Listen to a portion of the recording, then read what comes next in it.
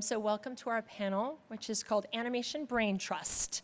Animation's most influential authors talk cartoons. Some of the most influential authors are no longer with us, but between these folks here, there's like 50 books and many, many years of experience and many people that they've spent time with and worked with who are no longer with us, who are legends in the business. And thusly, they have all become legends themselves, some literal, like Don.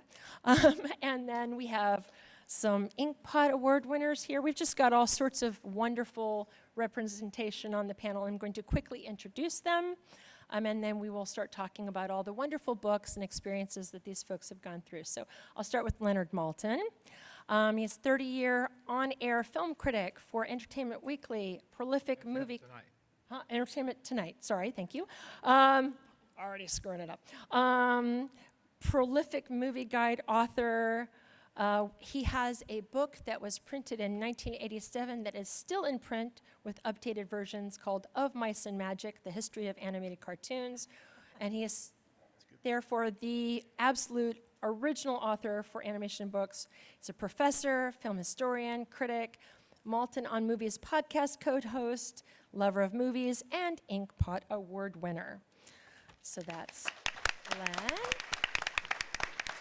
Jerry, who is a special guest at the con this year, is an animation historian, journalist, professor, author of such great, just many, like 20 books. Look it up. You should all own at least one, if not 10 or 15. Blogger, video producer, and as I said, special guest of San Diego Comic-Con, Jerry Beck. Jenny Lerew is an Emmy-nominated story artist with credits ranging from Animaniacs, Tiny Toons, and How to Train Your Dragon, to House of Mouse, Prep and Landing, and Soul. She is the author of the book The Art of Brave and a really cool upcoming book on Fred Moore, one of the 9 old men of Disney, and that's Jenny.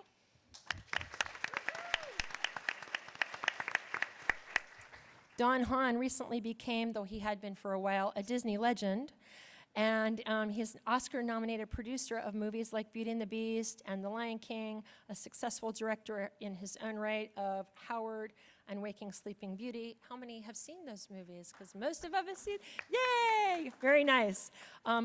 Visual artist, he does beautiful work, plein air, and book author, Don Hahn. And absolutely not least, but last, is Mindy Johnson, who has had a whirlwind last few years. A book she'd researched for years came out, Ink and Paint, The Woman of Disney Animation. Then, with more research, she discovered early animation by Bessie Mae Kelley, which was covered all over the world, including on NPR and the LA Times. She most recently won ASIFA's June Foray Award, Mindy Johnson.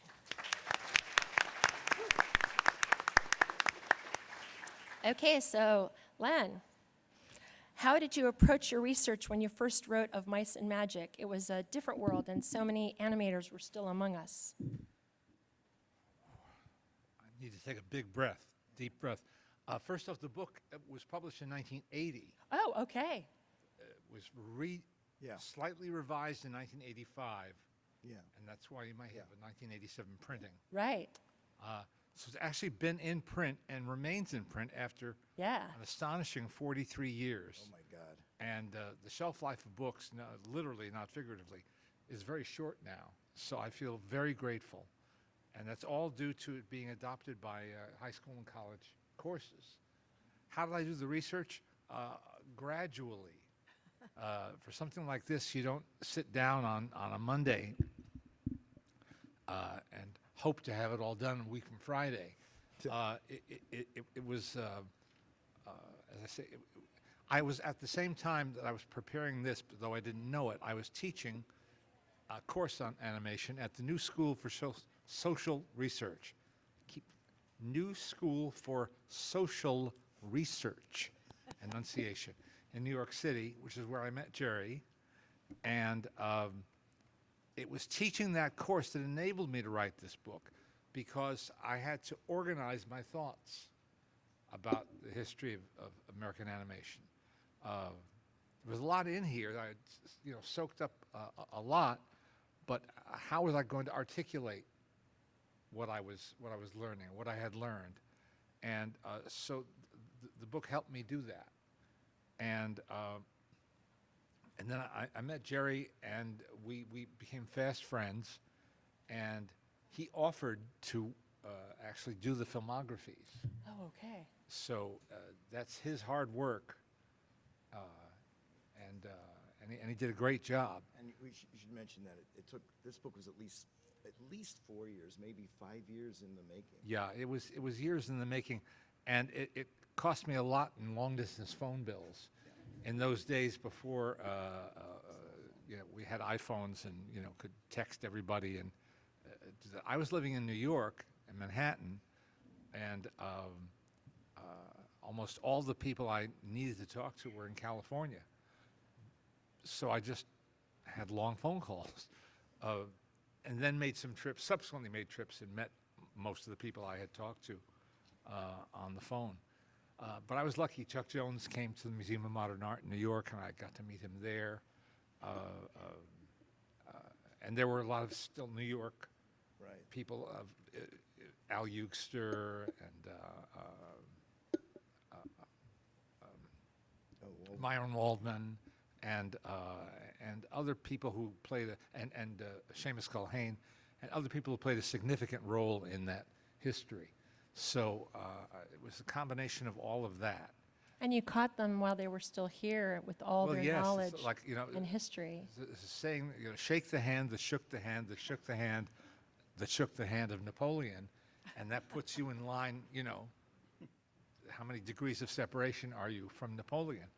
I feel really, really lucky that I did this when I did, because somebody who was starting out today to attempt a project like this could do it using secondhand material, and there's nothing wrong with that. But I got to speak firsthand to so many people who really created the history of anime. And there's so much in your book, but then you've got all the stories that they tell you while you're in the midst of interviewing them and asking them questions, and then they're revealing stories about their own experiences that, are in your head now. I am proudest of having written a Warner Brothers chapter that met with the approval of all the key Warner Brothers directors, ducking and weaving.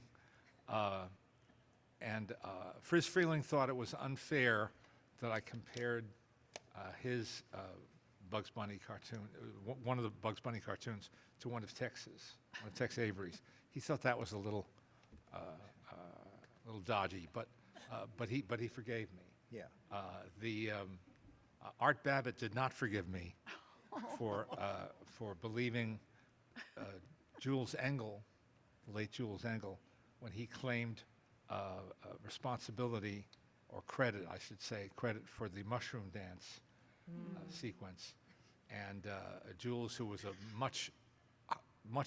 highly regarded teacher at Cal Arts at the time and for years thereafter, sort of built himself up, and I didn't have a second source for that. And that was a bitter lesson to learn. But in all subsequent printings of the book, I rewrote the paragraph. So for decades now, it has given proper credit to Art Babbitt. Oh, that's wonderful. But and of course, a decade earlier than that, I wrote the book, The Disney Films. Right. And my challenge there was, I was doing this before Dave Smith was hired as their archivist.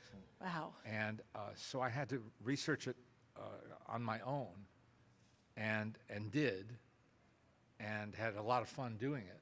And the one thing that the Disney company did for me through a contact I had there was they allowed me to borrow 16mm prints of every feature film, almost every You said feature this is film. before video. Yeah, this is long before home video. It's long before streaming, of course, long before VHS or any other home medium.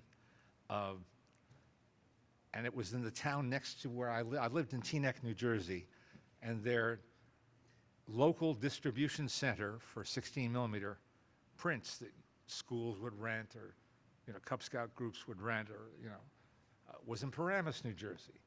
So I drove there, and they left instructions that I was to be able to take one print at a time, and which I did. And then I got friendly with the guy who was running the joint, and he let me take two Oh, at a time. nice. And when I was screening, and I wanted to watch every film in chronological order, because I felt it's the only way I could write about it, and understand it. Did they let you borrow Song of the South? I'll be honest with you, I don't remember. They were still releasing it then. Yeah, Yeah. I know. Still re-released. I don't I have remember. a There were a Laserdisc from handful back that they then. didn't have. They didn't have Fantasia. Yeah. And I don't think they had Snow White. Some of them I saw in theatrical re-release, well-timed theatrical re-release for this book. But when I was showing Dumbo in my basement, or The Three Caballeros, all my friends packed the place. And by the time I got to Tonka and White Wilderness, it was just me. But I got through it all, and then, and it's much too long a story, but it came out at the same time as Disney's first coffee table book, The Art of Walt Disney, by Christopher Finch, published by Abrams, the famous art book publisher. And in terms of publicity, they buried me. Time magazine said it's the only book that one was the only book on Disney. And they had my book right on their desk. I know they did.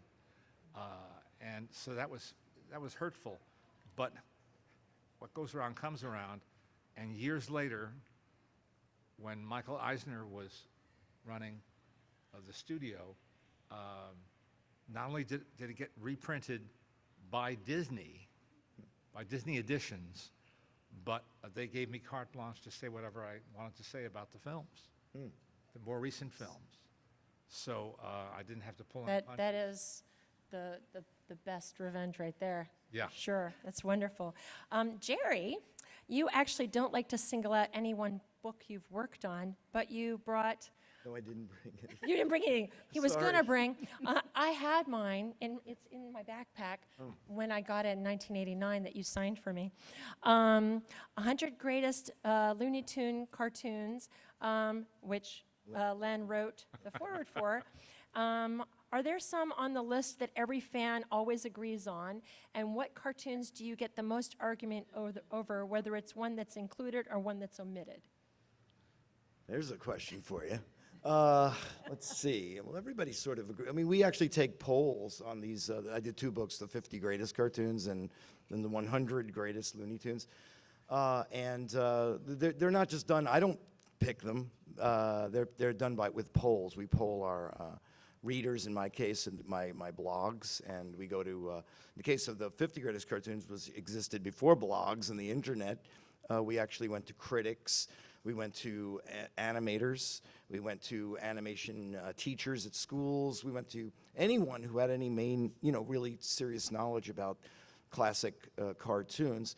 And pretty much what you see in the book is the consensus of what they think. So, What's Opera Doc's status, Duck Amuck, all those great Chuck Jones cartoons, all the great Bob Clampett cartoons that you see listed in those books. That's what people believe, and I agree with pretty much all of them. You asked me, like, is there a cartoon that people are you kind love of... that people didn't mention, or that you agreed wholeheartedly? You just said What's Opera Doc, of course, but are there things that you're like, why aren't they mentioning this cartoon? That's why in the back of the 50 Greatest Cartoons in particular, we actually added a section of other great cartoons, like another 50, and I just put the titles, and some of those are kind of mine, that weren't mentioned before. Yeah, I mean, I don't really have. Most of the ones that are listed as really great are ones I absolutely concur with, even if they're at the time slightly obscure. I don't think they're obscure anymore, but things like I Love to Sing right? That was kind of an obscure cartoon, but everybody loves it, and I loved it, and we had to make sure that got in there. You know, that's my thing, is some of the more, I want to make sure people don't forget, oh, don't forget this one, don't forget that one. But there's so many good, what can I say? There's too many good Warner Brothers cartoons in particular to do even a book of 100 isn't crazy, because there's 1,000 of them, and I think there's at least 500 to 600 great ones, in my opinion. You know, really. So that leaves out a lot of really good ones that people are always complaining to me, why didn't you put that on this DVD set? Why didn't you put that in your book? Because everybody's got their own tastes. But And so in all of the research, because you have so many books that you've worked on, that you've written, in terms of behind the scenes and creating cartoon shorts, is there a story that stayed with you around the making of any of the shorts that you've done research on that you find particularly interesting? in the future, I'm going to ask for these questions in advance. Let me think. The one thing that off the top of my head that I'm not forgetting is I did a late interview with Friz Freleng, really, really late before he passed away. And he was really open and honest and candid. And I asked him a little bit about working with the other directors, there really wasn't, there wasn't interaction. There was some creative interaction. There was more social interaction. They had their own units, and they did their own thing. But Friz said to me sincerely how much he loved Bob Clampett, and that when Bob left the studio, he wanted to take over doing Tweety because the character was just so great. Plus, he also remade Porky and Wacky Land and did some other things. And and that was something that I won't forget. I remember him telling me that, and I didn't expect to hear that from him, because their styles are so different, and I thought that was incredibly interesting. Oh, that's great. I'm sure the audience would love to hear about the Looney Tunes Collector's Choice Blu-ray you had a hand in putting together. Did you guys know that that's out there? It just only came out in May. By now, I think people have figured out that they have to have physical media, right? I think so. Of the movies and shorts that they love. It's got a lot of Friz and Chuck and Bob. How many volumes will there be, and what can you tell us a little bit about that? Secret information. That's, Yeah, vaulted. that's what we're after. Physical media is unfortunately, dissipating, but true fans of film are still collecting DVDs and Blu-rays.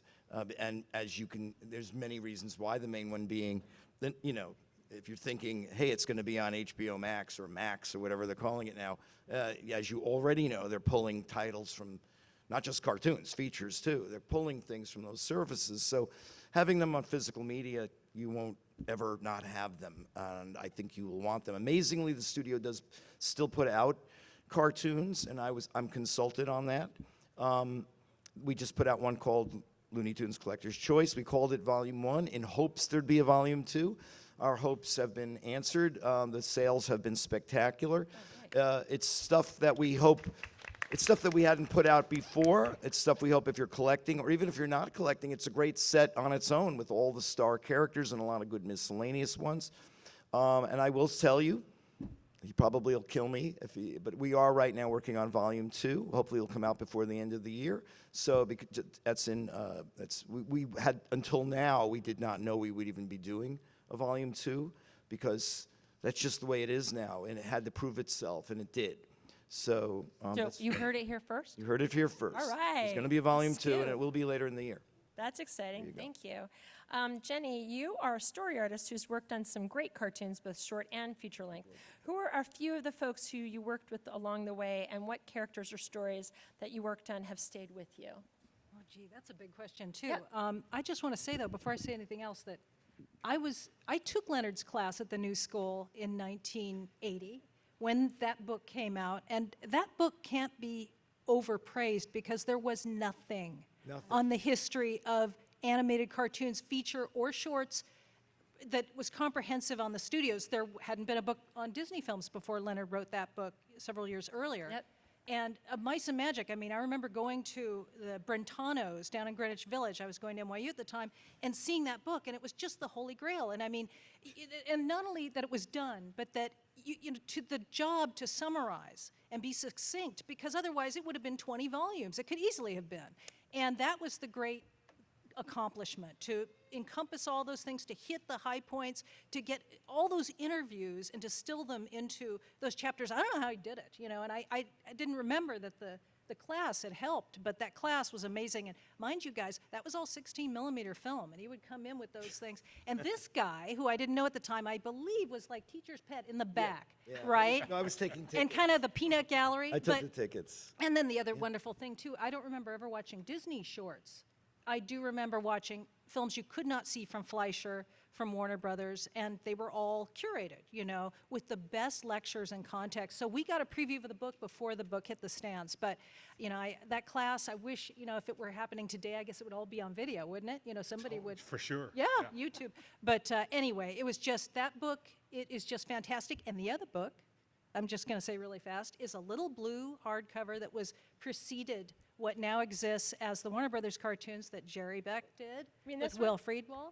Yes, but it was a hardcover from Scarecrow Press, and that was the first edition. That too came out, 81? Yep.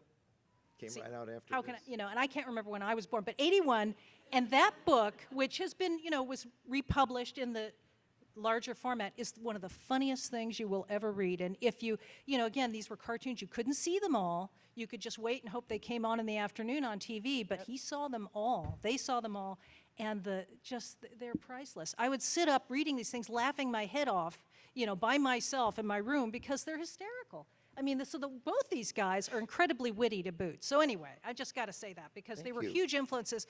And when you are interested in animation, you want to be a cartoonist, and you want to know the history, without them, I don't know what would exist today. Everything has been built on what these two guys largely did in the early 80s. So anyway, that's, I want video. I want video of that speech. So what was I going to talk about? Oh, who have I worked with? Just let me say thank you. You're welcome. Thank you, both of you.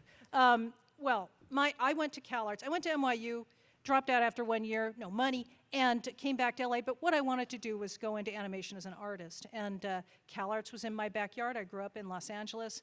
And so in that time, it was a very small program, and there weren't animation programs, only a few around the country. But anyway, went to CalArts with a lot of people that Don knows and that you guys all know in my class. In 1987 and in 1990, I graduated and got my first job working at a brand new studio just cobbled together, Warner Brothers Television Animation, where they were making this thing, Tiny Toons, which was a lot of fun because I had no idea what I was doing. About half of the staff was very young, right out of school, and half were much more seasoned, who had worked on a lot of things. And I think we had Norm McCabe and Tom Ray, two people. Norm McCabe worked, I think, in about 1932 on Looney Tunes, Merry Melodies. Didn't he direct the first? He was 42 for sure, Yeah. a little earlier than that. Yeah.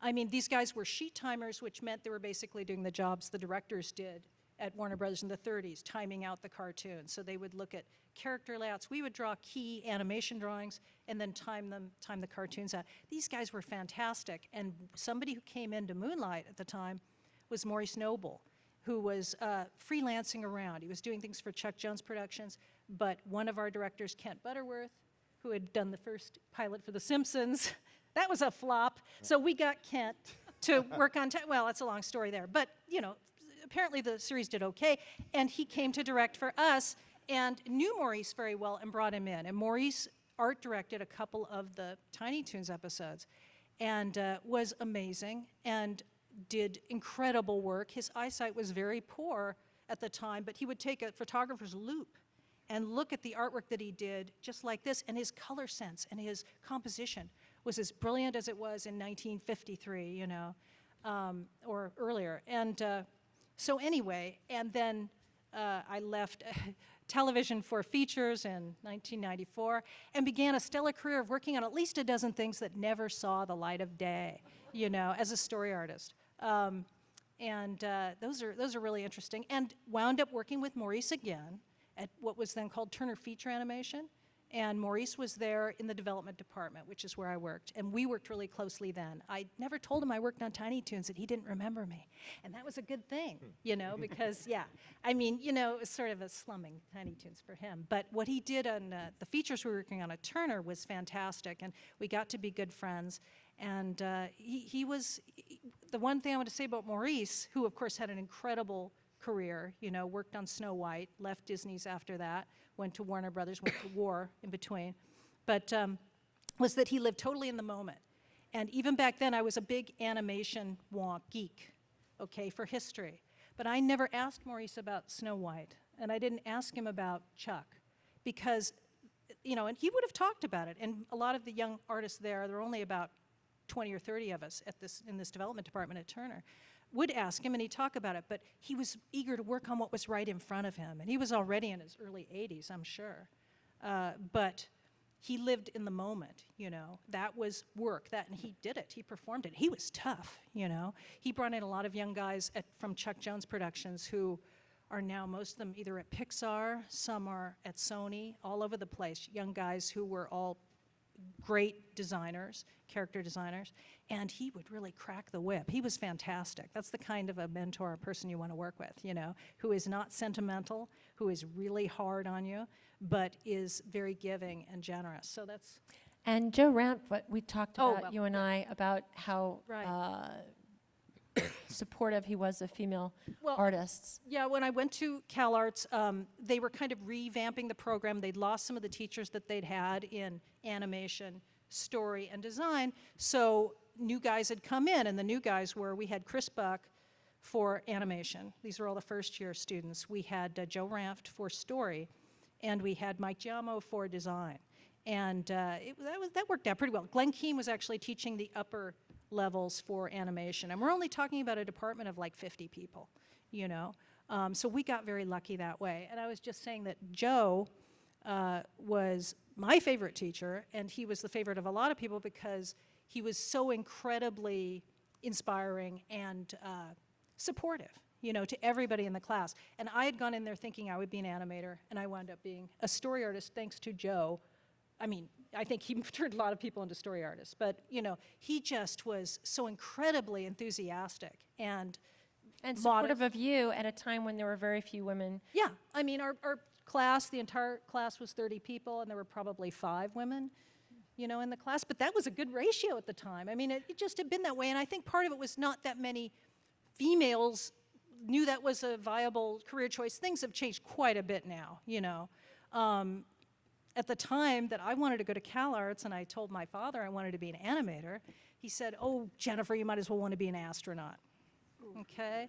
I mean, and I thought, okay, well, I'm not interested in, that stuff, but I definitely want to do this. And the entire field was so small. I could work at some commercial studio. I could try and work at Disney's. That didn't seem very possible. Or I could work at, a couple of TV studios. And even then, those things were drying up. But everything changed with Roger Rabbit. It was a big change while we were all at school. So I want you to mention a little bit about your Fred Moore book, because you started doing research on it when you were 8. Well, yes, I'm a story artist, but as I say, I'm a big animation wonk, so I have been interested in the artist Fred Moore since before Leonard's book, before Frank and Ollie's book, and there was nothing on this guy who had one tiny little mention in the Christopher Finch book, The Large Art of Walt Disney with Mickey and the Paintbrush. And so since there was nothing about the guy, I was interested to find out more about him. And this was, again, very early 80s. And I went to the Disney Archives, and Dave Smith, the archivist, said, "Why don't you call Art Babbitt, and ask him about Fred?" And I thought, gee, can I do that? He said, "Sure, you want his number?" And, I'm thinking, Art Babbitt, are you kidding me? And I called him, and he's like, "Sure, come on over, I'll talk to you, And then from Art, I talked to Ward Kimball. I cornered him at an Asifa cell sale, that I was volunteering at. And, oh God, and so I interviewed these guys back then, as Leonard pointed out, of course, they're all long gone, but at the time, it was 40 years past the time I was asking about, and they had not really been interviewed about him before by anybody who didn't know him or didn't work with them. So, it was because he passed away in the 50s. He died in 1952, so, and anyway, it's a fascinating story for a guy who worked for 20 years, It seems like he had his fingers in almost everything, every epoch of Disney animation had such an influence on them. So it's a lot, and When do we get to see the book? yeah, that's what I want to know. I hopefully in the next 2 years, because these things are usually a year out from when they're turned in. So please look for it, because he is amazing, and I could monopolize the panel, but I won't. I promise. So. Okay, great. So, Don, Yesterday is Tomorrow, which was too big for him to carry, but it is an amazing book about mid-century modern design and its influence and the Disney aspects of it and all of that. And it has been called one of those books every Disney fan should have in their collection, like repeatedly, by the critics and everything. But that's true for a book for each of these people, to be honest with you. So beyond Walt, who are a few MVPs whose influence people will read about in the book? I just know one of them would be Mary Blair, who is represented, but she's pretty well known now. So what are some relatively unsung heroes? There are many. I think what excites me about that era is it was incredibly optimistic. People were coming back from the war. Southern California especially was just full of sunshine, optimism, great architecture, color, and an interpretation of life that was unique, and I think still is around today. In particular, I think people, even that weren't necessarily colorists like Mary Blair, Walt Paragoy comes to mind, and he was a stylist who worked on 101 Dalmatians and Sleeping Beauty, and somewhat of a crazy man, if you've ever heard a recording of him, but incredibly gifted, talented, modern artist. And that's the thing about that era, is all these people were looking at modernism that had been around for a while in the fine art world, but they were looking at graphic design and modern art in a way that stripped away details and turned it into the simplest expression of an idea possible. And the other thing that was happening at that time is television came along, which required, for budget reasons, to strip away details and make it the simplest possible. And then CinemaScope was happening. So you had movies like Lady and the Tramp that were filmed in regular format, but also in widescreen format. So all these kind of crashes of cultures, of sizes of paper, of styles, you get something like a 101 Dalmatians, which to me is kind of the masterwork of that era, along with many others. But that's a really mid-century modern masterpiece, and a lot of that goes to Walt Paragoy.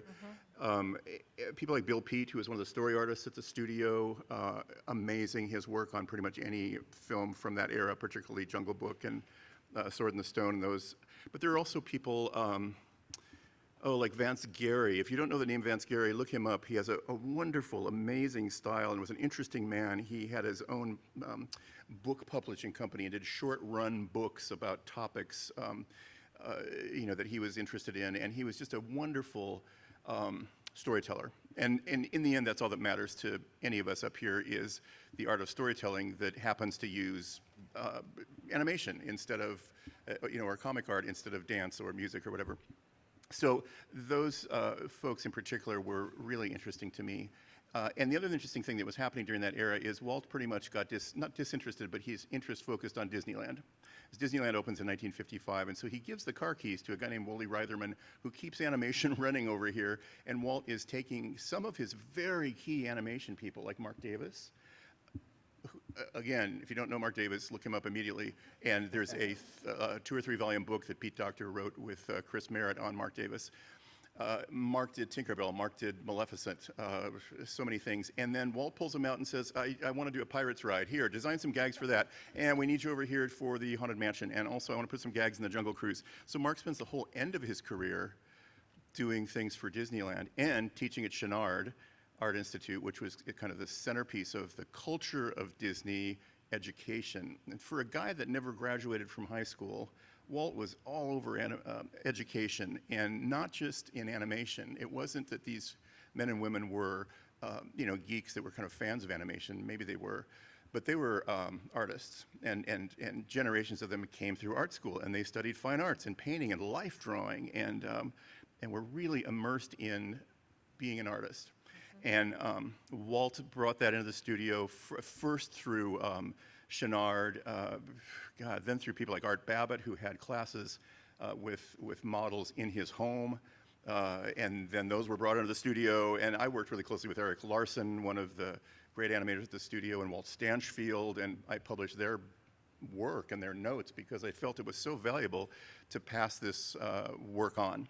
So that culture of learning and mentorship was really alive in the 50s too, which is I want to write about.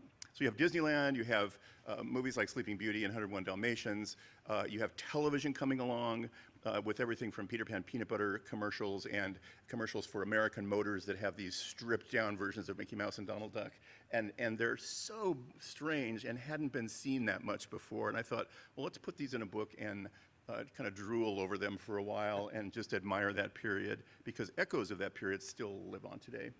And you guys, if you don't have this book, it really is a beautiful example of mid-century modern artistry as it's expressed through animation, which is just such a wonderful place that had not been discussed before, so it's wonderful.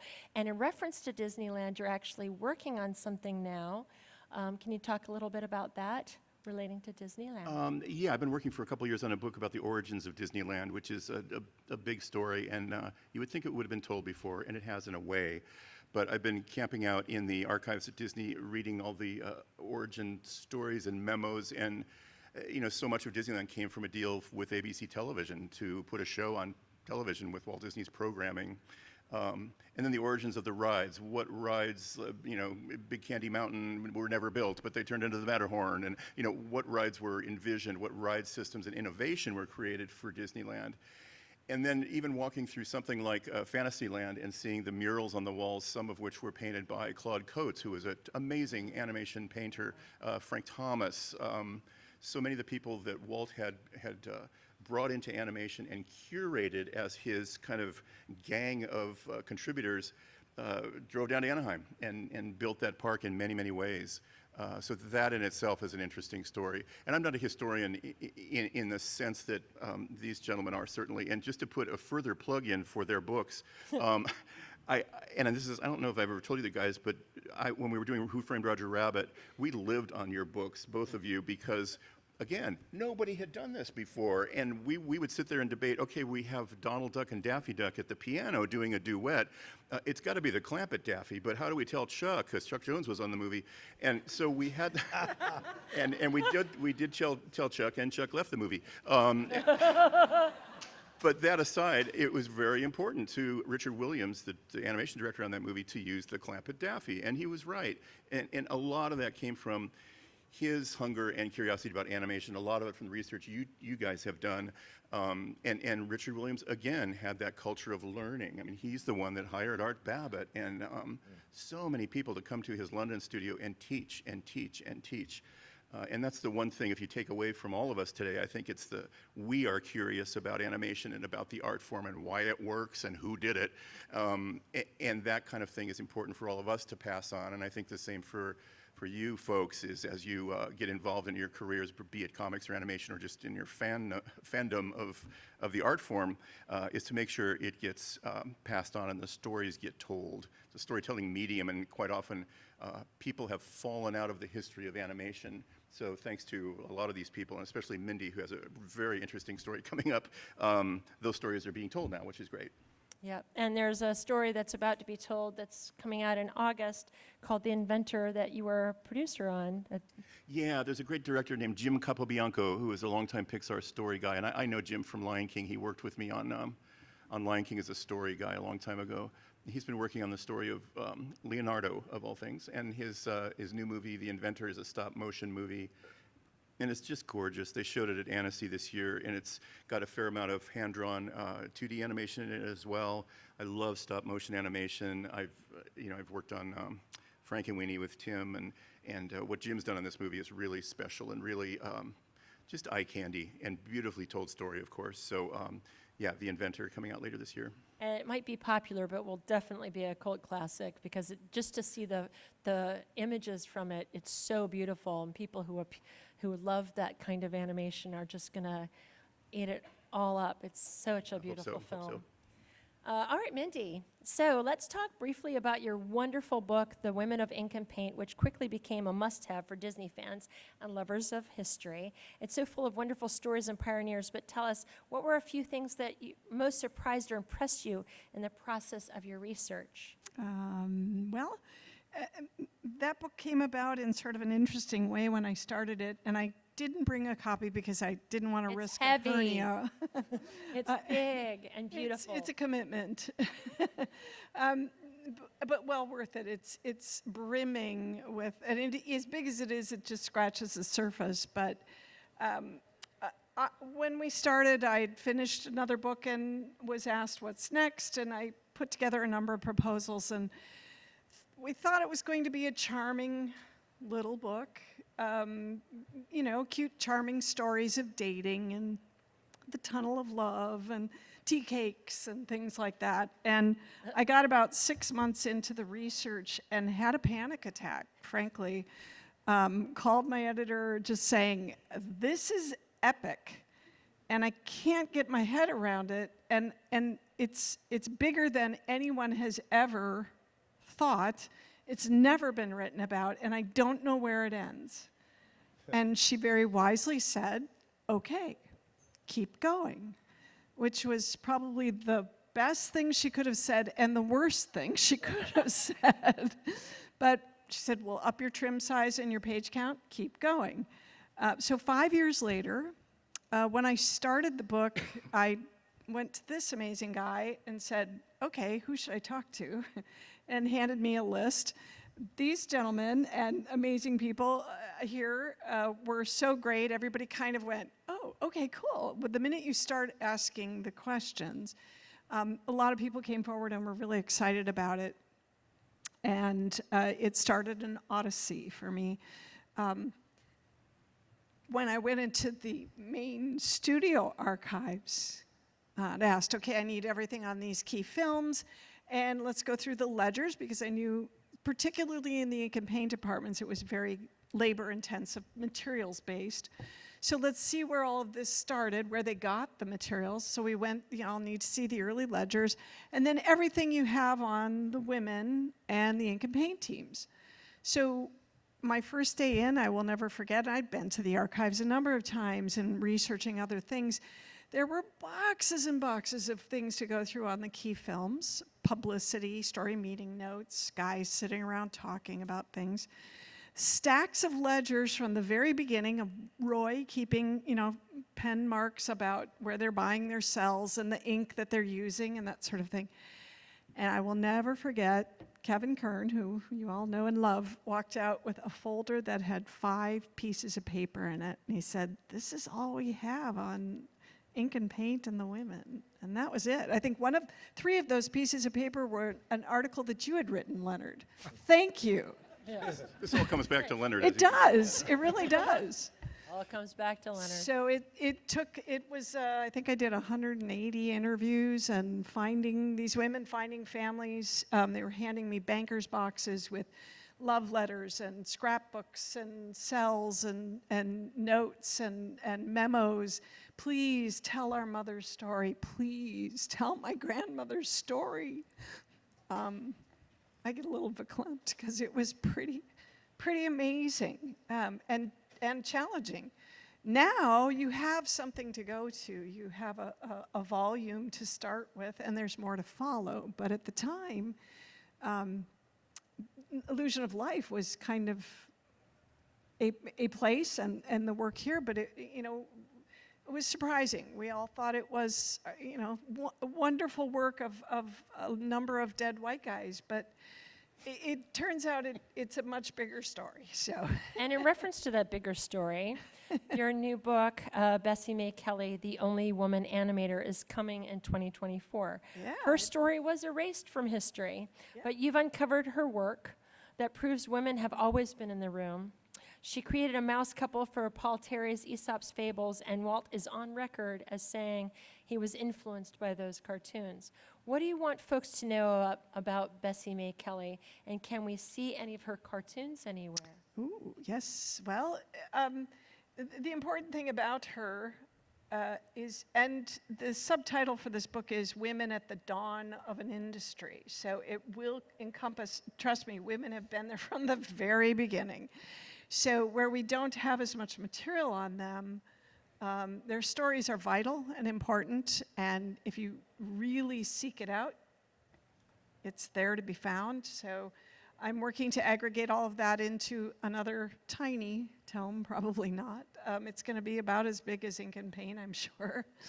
But also working on a film about, again, Bessie Mae Kelley and women at the dawn of an industry. So stay tuned for that. But the important thing here is to know that women have always been in the room. And so you discover her how, because that's kind of central to the problem, really. After Ink and Paint came out, I had some colleagues from the Academy and these folks here saying, all right, you now have to go earlier and wider. The gauntlet was thrown down. So after a short break, I did pencils, pens, and brushes because I needed to sort of cleanse my palette a little bit. And I'd had a theory, just as Winsor McKay and Sidney Smith and Paul Terry and John Terry had done lightning sketches in early vaudeville, I had a theory. Listen, women had to have been on stage in vaudeville doing. There had to have been some correlation because the records just do not exist to go, oh, let's go through the personnel files, just as Disney had 5 pieces of paper. So I was culling through some vaudeville material, just following this hunch, and there was an article. The Only Woman Animated Cartoonist. Wow, that's interesting. Let's read. And even I was skeptical about all that was listed there about what she did. Working at the Bray Studios, working at the Fleischer Studios, working with Aesop's Fables, creating the first animated mouse couple. What? No. Well, turns out when you do the research, and a lot of this unfolded during the pandemic. A number of folks here were part of the journey, knowing that, hey, I've just found more about her, and oh my gosh, and it took really digging to peripheral thinking to find. I had no idea where I could unlock her vaudeville experiences in the late 20s, but to try to get her unearthed in the Bray areas, I felt, well, a woman like this had to have had a scrapbook. So I was like blind calling historical societies, and nobody had heard of her, nothing. And finally, a little pandemic came along where I had a bit of time on my hands, so I could sit and just dig into peripheral research online and doing some ancestral digging. Odd quirk of fate, ended up finding her great niece and did the crazy phone call, which we've all made. Hi, you don't know me, but I'm an author, historian, filmmaker, storyteller, and I'm wondering, do you happen to know, are you related to this person, and would you happen to get a phone call back? Yeah, that she was my great aunt. After a crazy phone call, do you happen to have any materials? Well, we used to. Oh, okay. Yeah, well, they're with a cousin. I don't know. Would he still have them? I don't know. But they're not here. That's okay, I'll travel. Turns out he's not too far from here. So literally I got on a plane back to California and was driving down a day later, sitting in his living room, and he had pulled the boxes out of the garage, and there was the 2 cans of film. Sadly, one was lost, it disintegrated, but the others kept the earliest surviving hand-drawn animation, animated and directed by a woman over 100 years ago. That's awesome. Yeah. Well, I So- think that's how we're going to end that, because that's to be continued with Yeah, the book more and the ahead. documentary. Stay tuned. So I just want to say before we close out that you can find these folks online. Don Hahn has donhahn.com, and Leonard Maltin has leonardmaltin.com, and Mindy Johnson has Mindy Johnson Creative, and Jerry Beck you can find at Animation Scoop and Cartoon Research, and also go see Worst Cartoons Ever at 7:15 tonight in room 6BCF.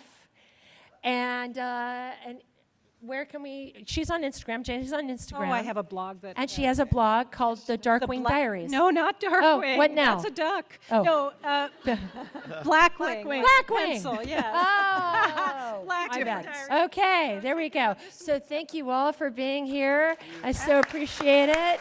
And thank you all for listening and for being here. Thank you so much. All right, let's take a picture.